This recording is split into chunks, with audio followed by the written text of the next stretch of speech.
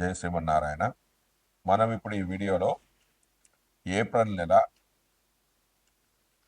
తులారాశి వారి యొక్క గోచార ఫలితాలు తెలుసుకుందాం. ముందుగా రవి యొక్క ఫలితాలు. తులారాశి వారికి రవి ఏప్రిల్ 13 వరకు 6వ భావంలోను, ఏప్రిల్ 14 నుంచి 30 వరకు 7వ స్థానంలోనూ సంచరిస్తున్నాడు. 6వ ఇంట సంచరించే శని వలన మంచి సుఖజీవనం, 6వ ఇంట సంచరించే రవి వలన మంచి సుఖజీవనము, అనుకున్న కార్యక్రమాలు పూర్తి కావడము, శరీర సుఖము, సంతోషము, వస్త్ర ధనధాన్య లాభాలు కలుగుతాయి. అన్ని కష్టాలు తొలగిపోవడం, మనసులో ధైర్యము, కార్యానుకూలత వంటి సుఖ ఫలితాలు గోచరిస్తాయి. పోటీలలో విజయాన్ని, కుటుంబ సౌఖ్యము, మానసికమైన శాంతి వంటివి కలుగుతాయి. వీటిలో ఒక 50% ఫలితాలు కలుగుతాయి. ఎందుకంటే రవి ఈ రాశి వారికి లోహమూర్తిగా సంచరిస్తూ ఉన్నాడు. దాని తర్వాత ఏప్రిల్ 14 నుంచి 30 వరకు రవి కలత్ర స్థానంలో సంచరిస్తున్నాడు, అంటే 7వ స్థానంలో సంచరిస్తున్నాడు. 7వ ఇంట ఉన్న రవి వలన తన వారితో ద్వేషము, భార్యకు పీడ, సంతానానికి అనారోగ్యము, నిరుత్సాహంగా ఉండడం, భార్యతో గొడవలు, ప్రయాణాల్లో ఇబ్బందులు, ప్రయాణ మూలకంగా ఏమి పనులు జరగకపోవడం, నష్టం వాటిల్లడం, వైవాహిక సంబంధాల్లో అశాంతి వంటివి జరుగుతాయి. ఇందులో కేవలం 20% మాత్రమే చెడు ఫలితాలు అనేవి జాతకుడు పొందుతాడు. ఎందుకంటే రవి ఈ రాశి వారికి సువర్ణమూర్తిగా ఉండడం చేత. దాని తర్వాత కుజుడు యొక్క ఫలితాలు. తులారాశి వారికి కుజుడు రాజ్యభావంలో సంచరిస్తున్నాడు, అంటే 10వ రాశిలో సంచరిస్తున్నాడు. 10వ రాశిలో సంచరించే కుజుడి వల్ల కష్టాలు, రోగాలు కలగడం, రుచిలేని ఆహారాన్ని స్వీకరించడం, సదా ప్రయాణాలు చేయడం,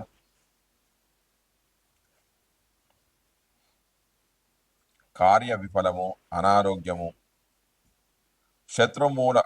శత్రుత్వం వంటివి జరిగే అవకాశాలన్నీ ఉన్నాయి. వీటిలో 50% మాత్రమే చెడు ఫలితాలు అనేవి జరుగుతాయి. కారణం ఏంటంటే ఈ రాశి వారికి కుజుడు లోహమూర్తిగా ఉండడం చేత. తర్వాత బుధుడు యొక్క ఫలితాలు.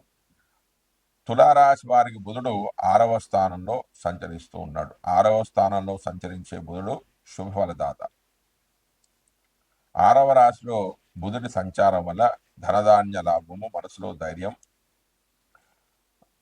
విద్యలో ఆనందాలు, అంటే అనుకున్న ఫలితాలు సాధించడం వల్ల విద్యాపరంగా వారికి మంచి కలుగుతుంది. తద్వారా సుఖము ఉంటుంది.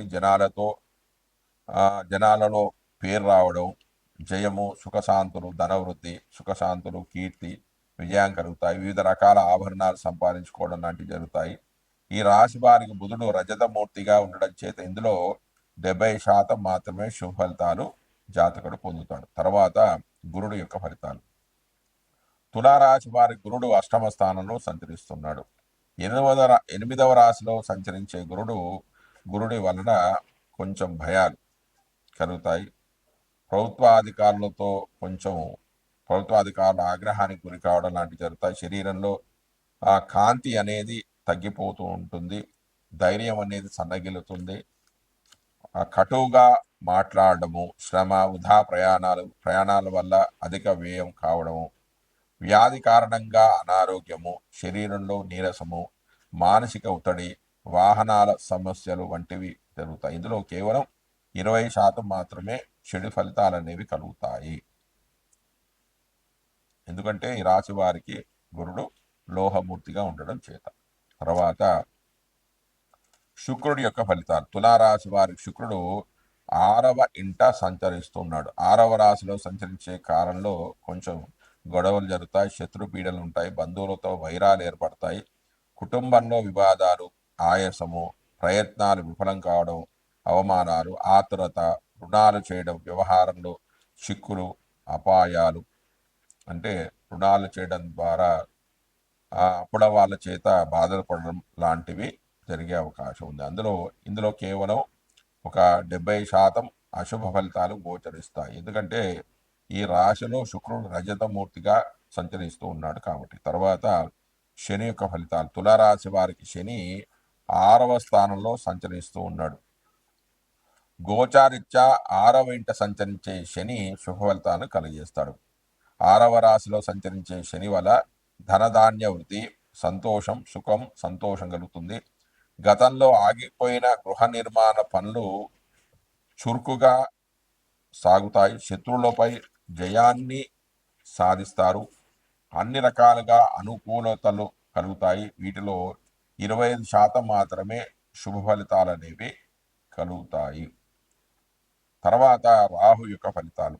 తులారాశి వారికి రాహు 6వ భావంలో సంచరిస్తూ ఉన్నాడు. 6వ ఇంట సంచరించే రాహువు శుభ ఫలితాత.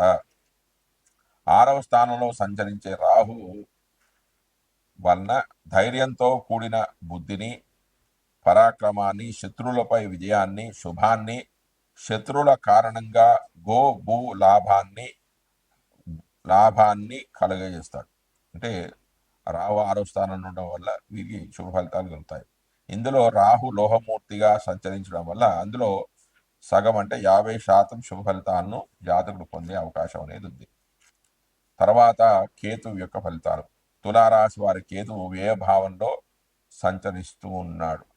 అంటే 12వ స్థానంలో ఉన్నాడు. 12వ వెంట సంచరించే కేతు వలన వ్యయము, అనారోగ్యము, బంధనము, ఆధ్యాత్మిక జ్ఞాన సముపార్జన కలుగుతుంది. అంటే భక్తి భావన ఎక్కువగా కలుగుతుంది.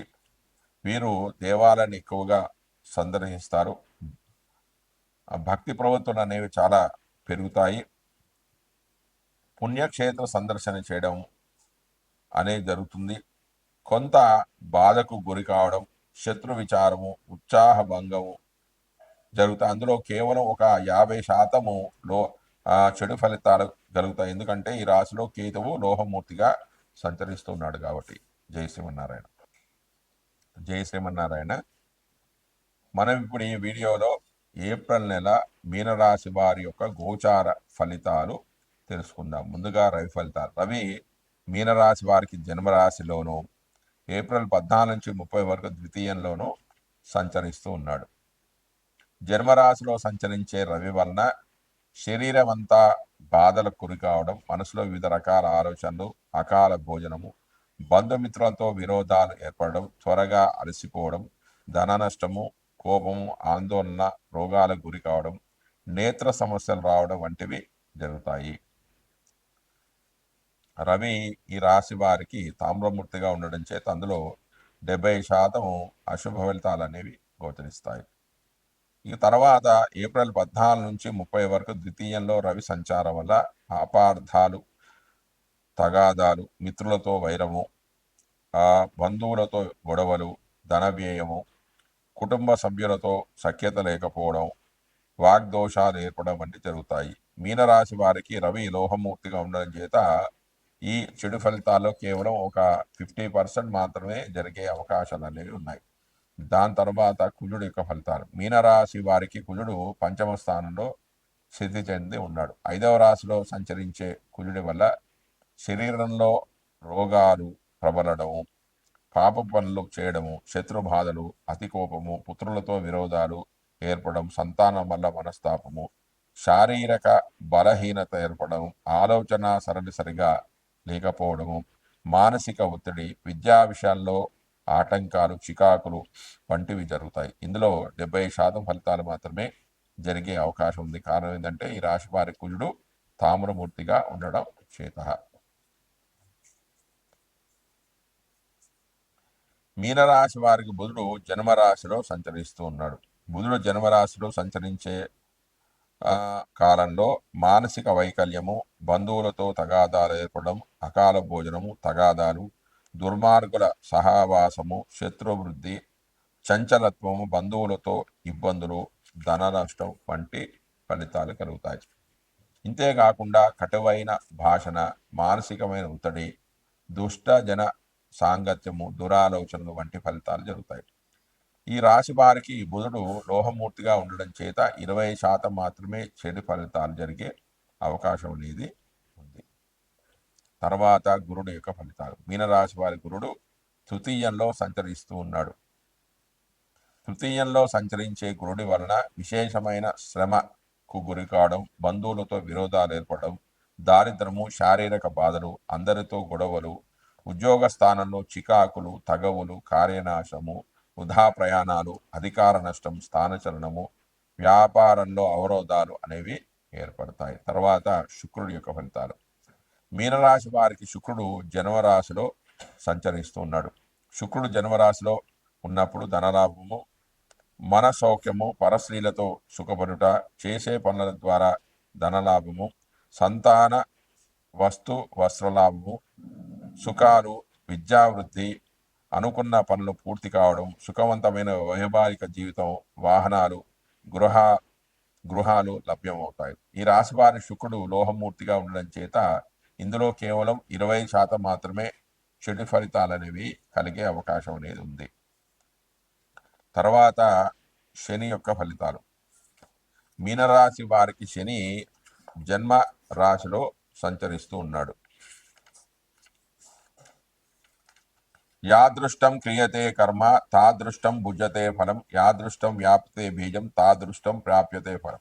మనం ఏ బీజాన్ని నాటుతామో ఆ సంబంధమే ఫలమే ఆ చిట్టులో కనిపించే విధంగా మనం అనుసరించిన కర్మానుసారం ఫలితాలు అనేవి నిర్ణయించబడతాయి.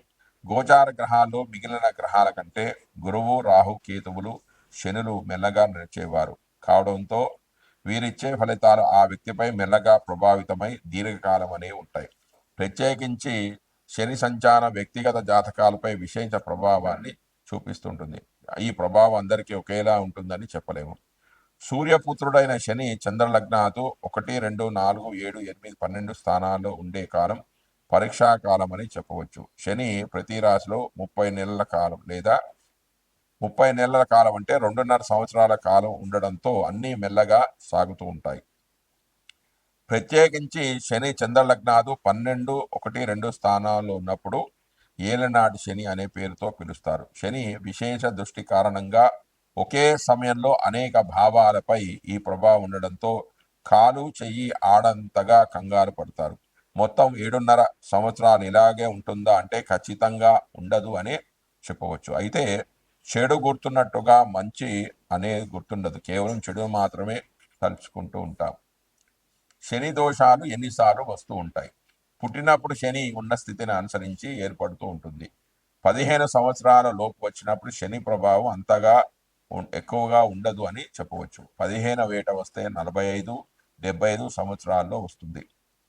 పుట్టుకతోనే ఏళ్ళనాటి శని ఉంటే దీర్ఘాయు కల వారికి 4 సార్లు కూడా వస్తుంది.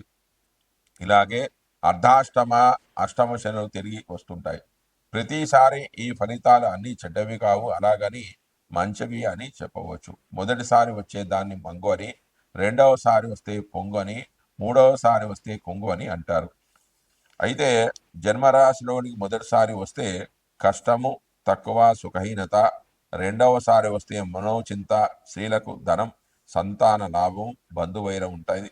మూడవసారి వస్తే బంధునాశనము, విఫలయత్యాలు అనేవి ఉంటాయి. కాబట్టి మీ జన్మరాశిలోకి శని మొదటిసారి వస్తున్నాడా, రెండవసారి వస్తున్నాడా, మూడవసారి వస్తున్నాడా అనేది చూసుకొని ఫలితాలను మీరు బేరీజు వేసుకోవాల్సి ఉంటుంది. దాని తర్వాత రాహు యొక్క ఫలితాలు. మీనరాశి వారికి రాహు జన్మరాశిలో సంచరిస్తున్నాడు. రాహు జన్మరాశిలో సంచరిస్తున్నప్పుడు భార్యాపుత్రులతో విరోధాలు ఏర్పడతాయి. దేశ సంచారం ఉంటుంది, ప్రవాసంలో ఉండడం, రోగ పీడలు, ధనానికి ఇబ్బంది కలగడం, శరీరంపై గాయాలు కలగడం వంటివి జరుగుతాయి. ఇందులో 70% అశుభ ఫలితాలు జరిగే అవకాశం అనేది ఉంది. కారణం ఏంటంటే ఈ రాశి వారికి రాహువు తామ్రమూర్తిగా ఉండడం చేత. తర్వాత కేతువు యొక్క ఫలితాలు. మీనరాశి వారి కేతువు 7వ భావంలో సంచరిస్తున్నాడు.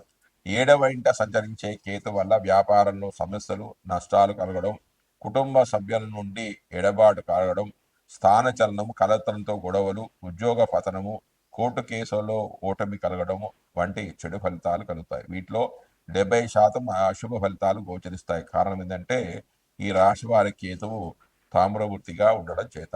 జై శ్రీమన్నారాయణ.